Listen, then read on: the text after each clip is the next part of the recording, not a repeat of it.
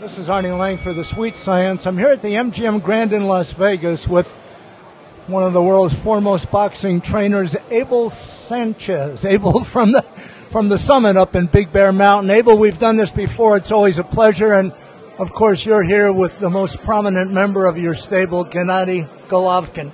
Got to ask you a question. Is there anything he can do different that he didn't do the first time around? Absolutely. I'd be ignorant to say that there's not going to be some modifications, but Julio Cesar Chavez fought 100 and some victories, the same style. It takes two to tango. It takes two to make a fight. I think I teach the kind of style that's an aggressive style that's going to come forward and do your thing. I teach him to be the best he can be. But if the other guy doesn't want to fight, it's going to be impossible to make it a fight. We're going to do what we did the first time, try to corral him a little better maybe, now that we know kind of the giveaways on how he escapes. We're going to try to do that. But if he doesn't want to fight, it's impossible for us to make him fight. Now, after the first fight, some of the armchair quarterbacks, and it's easy to be an armchair quarterback if you've never taken a punch, but some of the armchair quarterbacks said that GGG should have gone to the body more. Was that your impression, too? No. Canelo is a great body puncher, too, and he didn't go to the body. It's impossible to go to the body when a guy is running away. Canelo couldn't go to the body, neither could GGG. Canelo couldn't go to the body because he was too far away to go to the body, because he was running away. Golovkin went to the body one time, I think it was in the fourth round, and he did it in a manner that when Canelo turned, it kind of caught him in the back, and the referee admonished him and said, "You do that again, I'm going to take a point." So, being in Vegas, having all the things working against you that we know going into the fight, having Adelaide Bird be a judge, and then having the referee take a point away, you're not going to do anything that's going to put you in a position to have to catch up.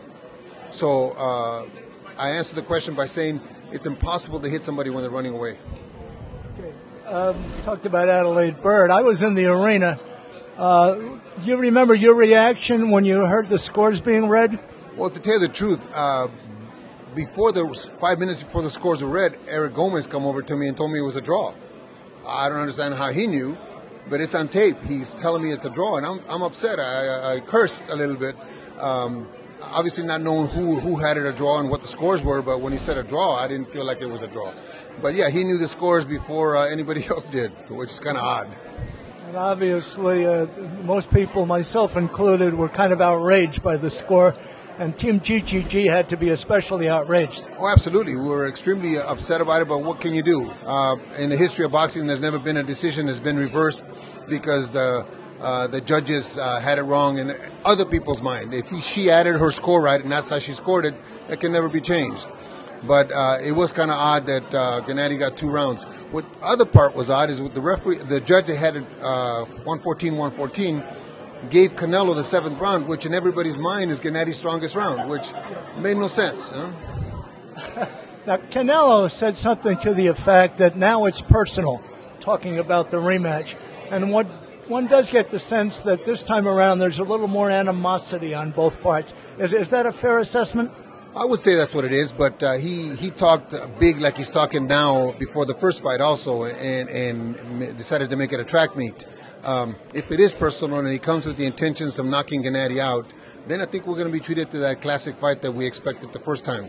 He's a hell of a fighter, but in order to get a knockout over another guy, you're going to have to throw punches with the intention of knocking somebody, and not in desperation as he was doing in the first fight.